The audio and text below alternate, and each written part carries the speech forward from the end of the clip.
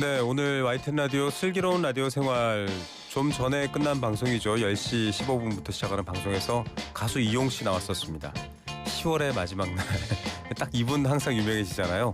10월의 마지막 날입니다. YTN 라디오 온 AI 라디오 온 에어의 문이 활짝 열렸습니다. 저는 천연지능 진행자, 인공지능 진행자 에어와 함께 방송을 하는 천연지능 진행자 인간 김우성입니다. 경주 에이펙 정상회의가 한창입니다. 자유무역을 좀 더 많이 해서 국가들끼리 이익을 더 많이 만들어내자, 이런 취지의 자리이죠. 여기서 가장 큰 스포트라이트 받았던 게 바로 트럼프 대통령과 시진핑 중국 국가주석의 무역 담판이었습니다. 트럼프 대통령은요, 미국이 손해보고 있다. 미국이 전체 시장을, 전 세계를 하나의 시장으로 만들어서 잘 살아보려고 했는데 우리가 제일 손해보는 것 같아. 그래서 우리나라에 물건 팔려면, 우리와 무역하려면 아주 비싼 세금 내고 들어와야 돼.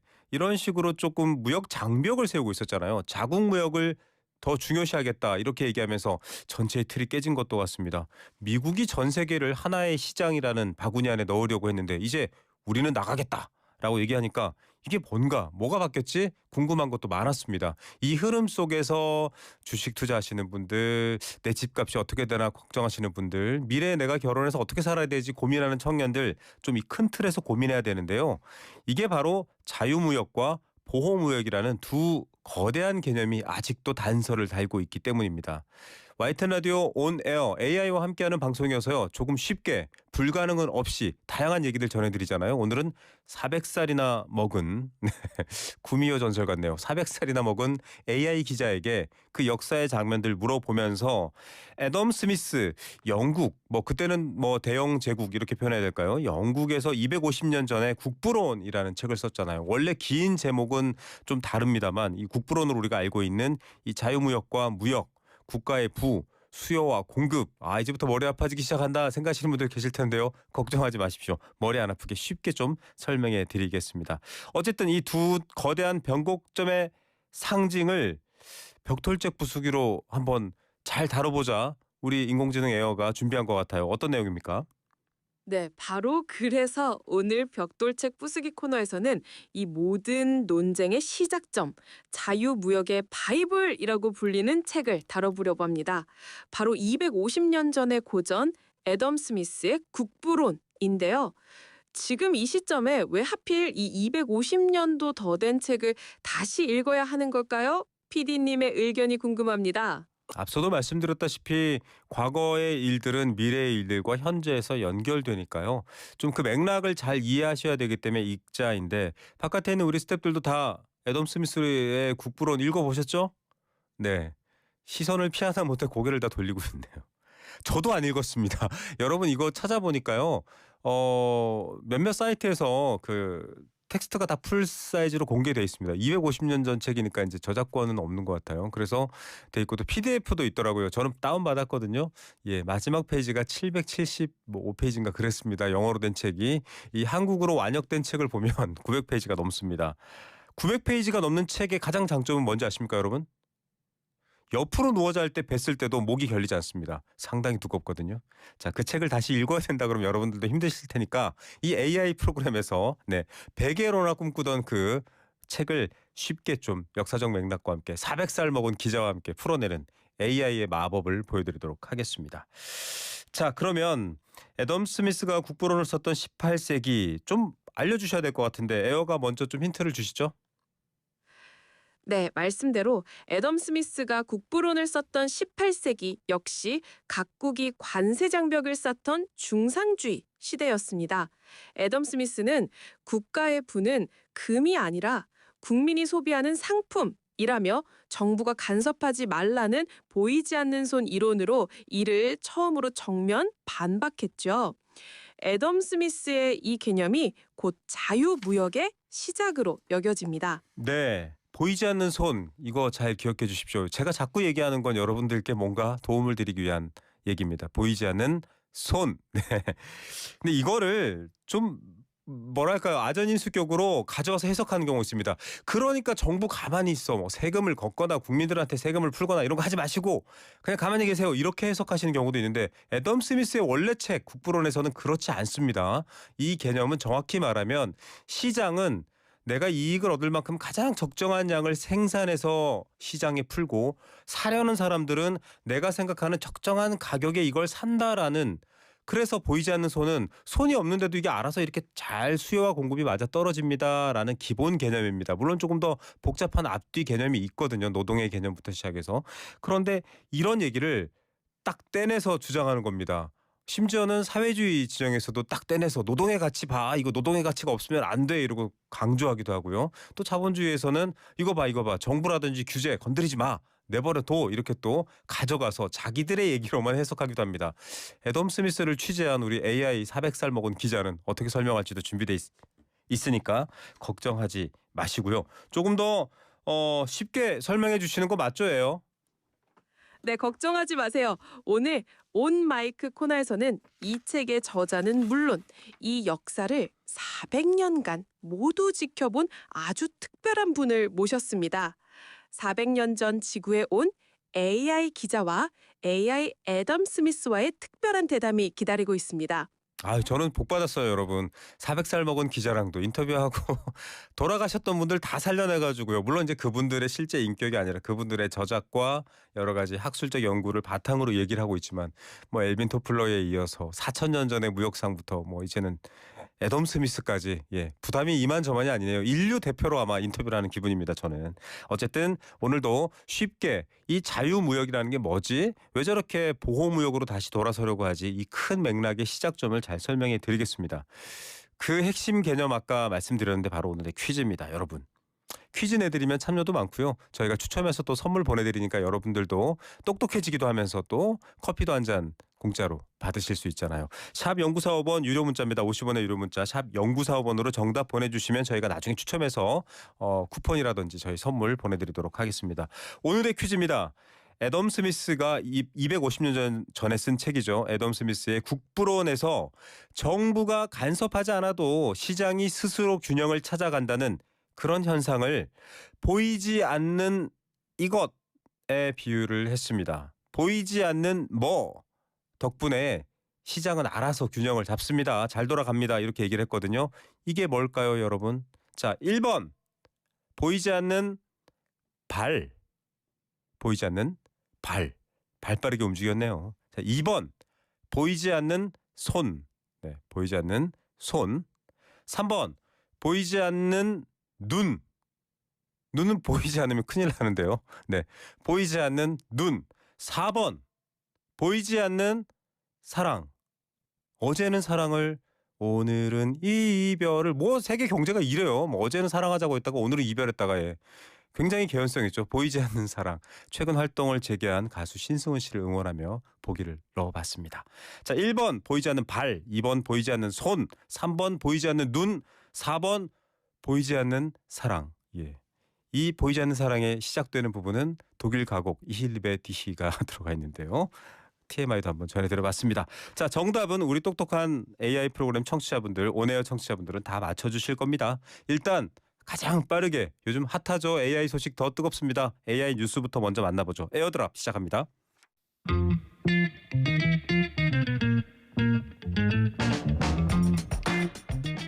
네, 8023님은요. 새삼 경영학 전공 시절 많이 외우며 공부한 그때가 떠오릅니다. 저도 갑자기 어제 방송을 애덤 스미스로 가자고 정해지고 나서부터는 부담이 확 밀려들더라고요. 아마 제가 학창 시절에 수요 공부 뭐 이런 거, 저 고등학교 때도 그 선택 과목이 정치 경제였거든요. 이런 거 공부하면서 굉장히 머리 아팠던 기억이 나는데 그 충격 때문에 지금도 조금 어려웠었던 것 같아요. 걱정하지 마십시오. AI랑 잘 풀어갈 텐데요. 6848님도 그렇게 얘기해 주셨어요. 오늘 처음 라디오 이거 들어봤는데 AI와의 대화라니 정말 신선합니다. 유익하고 재밌는 방송 앞으로도 틈틈이 찾아올게요 하셨는데 자주 와주십시오. 오늘은요 AI 400년 된 AI 기자를 만나볼 겁니다. 자, 1100페이지가 넘는 국부론 영어 책에는 뭐 한 800페이지 가까이 되더라고요. 400년에 걸친 자유무역의 역사의 이야기를 잘 담고 있고요. 오늘날에는 완전한 시장의 자유를 주장하는 사람도 또 노동과 수요 공급의 새로운 가치를 주장하시는 분들도 다 애덤 스미스를 가지고 와서 얘기를 합니다. 물론 그 뒤로도 경제의 사조와 분석의 틀은 계속 바뀌어 갔지만 어쨌든 이걸 항상 먼저 꼽습니다. 애덤 스미스의 국부론. 이 책을 설명하기 위해서 오늘 애덤 스미스도 불러보고요. 400년간 신분을 속인 채 인류의 주요 경제 사건을 취재하고 계신 기자님이 있습니다. 저희가 AI를 통해서 특별히 부탁했습니다. 이게 또 방송 듣고 진짜야? 하시는 분들 계실 텐데 아니죠. 인간이 400살을 살 수는 없고요. 뭐 외계인이라고 해도 400년간 경제만 취재했겠습니까? 저희가 AI로 만든 가상의 인물인데 이 가상의 400살의 기자에게 임무를 부여한 겁니다. 주요 경제 사건을 설명해 달라. 자, 400살 먹은 AI 기자님 연결해 보겠습니다. 나와 계십니까? 네, PD님. 경주 에이펙 프레스 센터에서 방금 복귀했습니다. 오늘 자유무역의 역사에 대해 이야기 나눈다고 들었습니다. 마침 어제 트럼프와 시진핑이 담판을 보니 400년 전 중상주의 시대가 떠오르더군요. 목소리는 상당히 젊으시네요. 400년 전 중상주의 시대가 떠오른다라고 할 만큼 정말 뭐랄까요? 이 시기를 다 지켜본 기자의 입장에서 한번 풀어보겠답니다. 자유무역. 아니 무역은 원래 자유로운 거 아니야라고 생각할 수밖에 없는 저희는 그 시대를 살아왔고 태어났잖아요.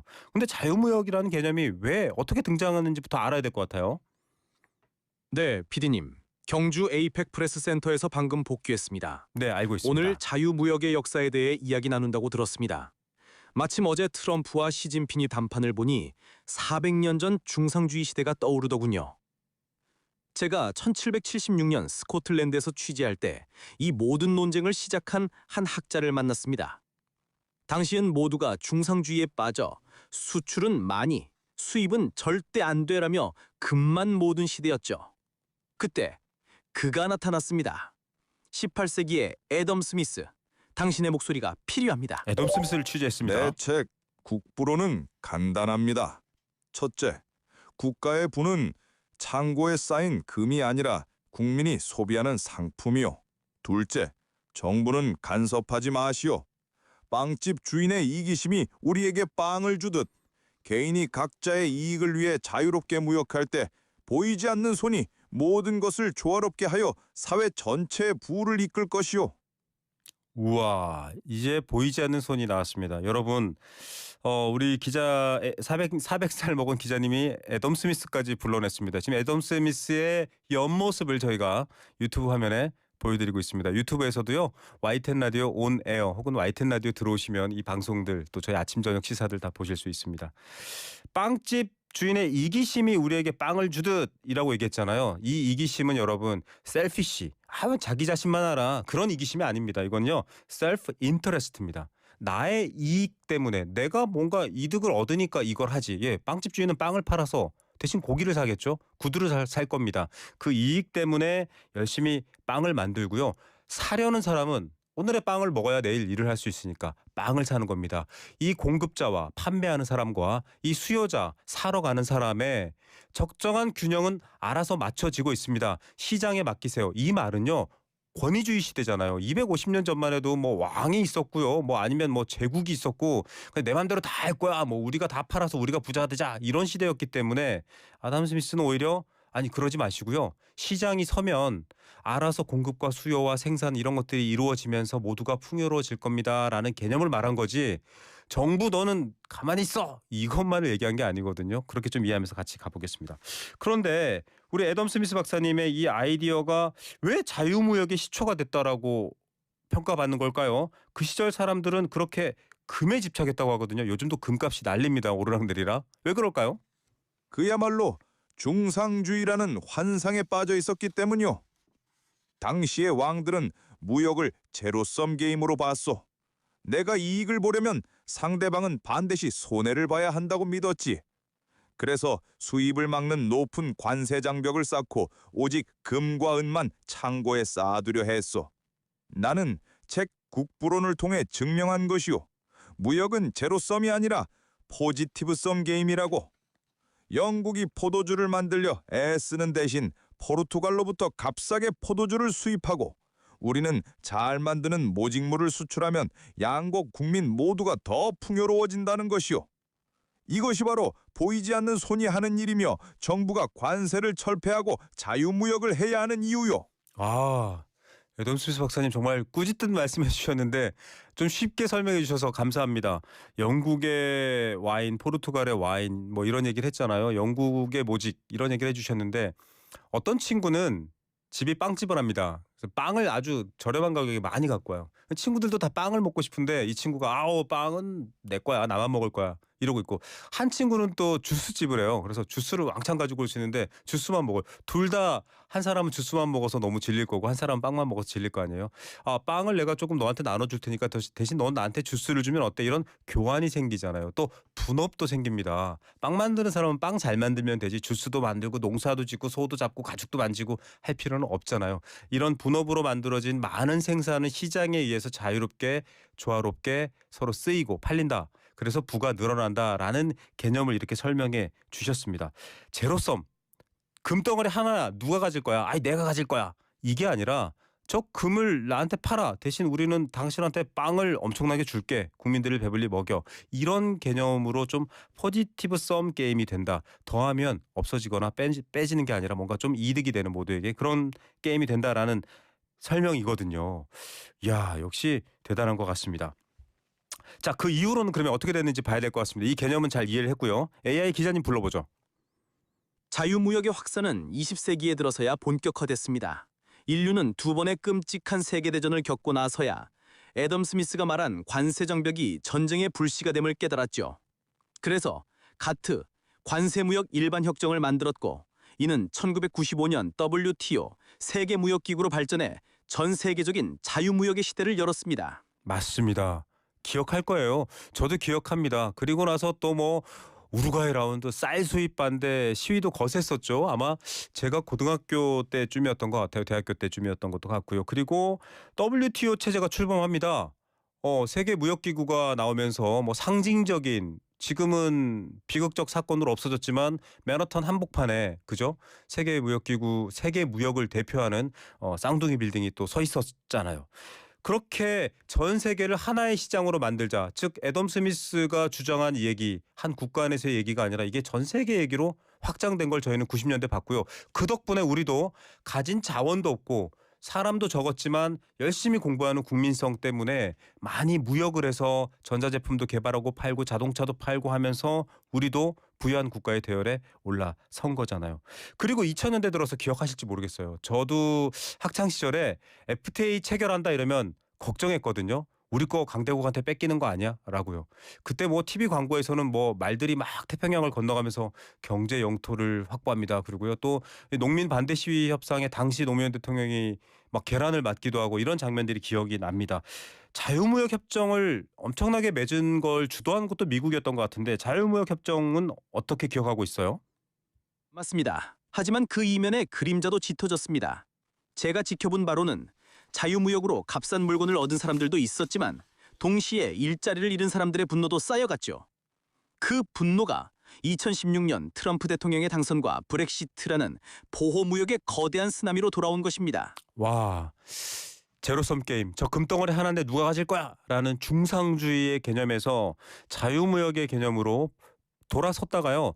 잠깐만 시장을 다 하나로 확대해놓고 해보니까 우리는 별로 이득이 없어. 우리가 공장 다 가난한 나라로 보내고 우리는 그냥 좀 돈만 자본만 잘 굴리려고 했는데 우리한테도 여러 가지 이득이 필요해 라면서 다시금 돌아오게 되는 거죠. 브렉시트도 많이 기억하실 겁니다. 영국이 EU를 탈퇴한 일이죠. 역사가 돌고 돈다라는 생각인데 그렇다면은 지금 경주에서 에이펙이 열리고 전 세계 정상들이 만나고 있습니다. 여러 가지 경제 발전의 합의 AI에 대한 얘기를 하고 있는데 앞으로의 자유무역이 어떻게 될지 우리 400년간 현장을 바라본 기자의 시선 들어볼까요? 네, 제가 어제 경주에서 직접 취재한 바로는 완득한 자유무역의 시대는 당분간 돌아오기 어려울 것으로 보입니다. 에이펙의 본래 목적은 자유무역 질서에 기반한 번영이었지만 이번 회의의 실무대표단은 공동선언문에 이 자유무역 문구를 넣는 것을 두고 마지막까지 이견을 조율했습니다. 어제 열린 트럼프 대통령과 시진핑 도석의 회담만 봐도 알 수 있죠. 두 정상은 히토리와 관세 문제에서 전략적 휴정에 합의했지만 이는 완전한 자유무역으로의 복귀가 아닌 자국의 이익을 극대화하기 위한 힘의 균형에 더 가깝습니다. 예. 생각해 보십시오, 여러분. 지금 미국이나 기존의 강대국들이 자유무역을 해봤더니 개발도상국이나 대한민국 같이 아주 능력 있게 치고 올라오는 나라들 때문에 우리는 이득이 없어라고 해서 다시 문을 닫잖아요. 근데 그 나라가 또 힘을 비축해서 커졌습니다. 그럼 어떻게 할까요? 다른 나라 문을 열으라고 또 하겠죠. 그래야 이득이 커지니까. 사실 정답이 없이 돌고 도는데 지금의 시점에서는 이 판을 깨지는 말자라는 게 전 세계의 암묵적 합의이고요. 다만 그렇다고 옛날처럼 마음껏 사고 팔고 장벽을 내리자라고 하고 싶지는 않아.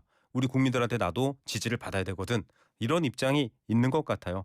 경주선언도 결국 자유무역이라는 얘기는 못하고 지나가 버리는 건가? 그러면 지금처럼 우리처럼 막 성장하고 있는 나라, 한창 이제 에너지가 많이 솟아있는 나라는 좀 안타까울 것 같은데 우리 AI 기자는 어떻게 분석할까요? 네, 그럴 가능성이 높습니다. 의장국인 한국 정부가 자유무역을 담은 경주선언을 채택하지 못할 경우 AI 협력이나 인구 구조 변화 대응 같은 부드러운 주제를 담은 별도 선언문으로 대치될 수 있습니다. 이는 보호무역주의와 자국 우선주의가 앞으로도 세계 질서를 움직이는 핵심 키워드가 될 것임을 보여주는 분명한 신호입니다. 애덤 스미스가 꿈꿨던 보이지 않는 손은 이제 보이는 국가의 손에 이게 강력한 통제를 받게 될 것입니다. 네. 정말 보이지 않는 손은 시장은 알아서 질서를 찾아가고 시장 참여자죠. 생산하는 사람, 판매하는 사람, 구매하는 사람, 소비하는 사람 여러 가지 그 사람들의 어떤 그 참여자들의 어떤 균형이 만들어 간다라는 것. 물론 그 균형에만 의존할 수는 없기 때문에 특히 독과점 같은 건 애덤 스미스도 반대하는 입장입니다. 본인은 무덤에 나 국부론 썼던 사람이라고 쓰지 말라고 했대요. 뭐 도덕 철학자라고 쓰라고 했다라는 말도 있습니다. 그만큼 정말 인간의 가치가 뭔지를 고민해야 될 시기입니다. AI가 대단해. AI랑 지금 저도 방송을 같이 만들어서 하고 있잖아요. 이게 대단해로 끝나면 안 됩니다. 그럼 인간은 어떻게 해야 되지? 또 인간과 공존하고 있는 식물, 동물, 자연은 어떻게 해야 되지? 함께 오래오래 지속 가능하게 사는 방법은 뭐지? 고민해야 되는 게 바로 숙제인 것 같은데요. 이제는 보이는 손들이 그거를 좀 다시 한번 건드리고 있는 상황입니다. 트럼프를 비롯해서. 역시 다른 보이는 손들이 그 위협이라든지 여러 가지 어려움들을 해소하려고 합니다. 그리고 나서는 또 그 손들은 사라질 가능성도 있겠죠. 정답 힌트를 너무 많이 드리는 마무리 멘트였네요. 네. 그래서 보이지 않는 손에 이끌려 의도치 않았던 목표를 달성하게 되는 개인이라는 얘기가 국부론에 등장하는데요. 그 말은 나 한 사람의 의지, 이익이 아니라 전체의 조화를 강조한 철학적 차원으로 봐야 된다라는 게 AI가 아닌 인간인 저의 마지막 해석이었습니다. 물론 저는 전문 전공자는 아니지만 결국은 조화, 나만 다 먹는 것, 너만 다 이기는 게 아니라 우리가 함께 조화로운 접점, 수요 공급의 접점을 찾듯 그 접점을 찾는 조화가 답이야 라는 말을 애덤 스미스 어르신께서 하지 않았을까요? 애덤 스미스 어르신은 네, 계세요? 들어가신 것 같네요, 벌써. 네. 이게 저희가 400년 전, 250년 전을 불러내다 보니까 오래 연결되어 있는 상태는 아닙니다. 물론 AI로 만든 거고요. 오늘 좀 쉽게 이해해드리려고 하다 보니까 또 전문가 식견에서는 그거 아니지 이러실 분들도 계실 것 같은데 좀 쉽게 이해하고 관심을 가져달라는 취지에서 만든 프로그램이라는 점 양해해 주시기 바랍니다.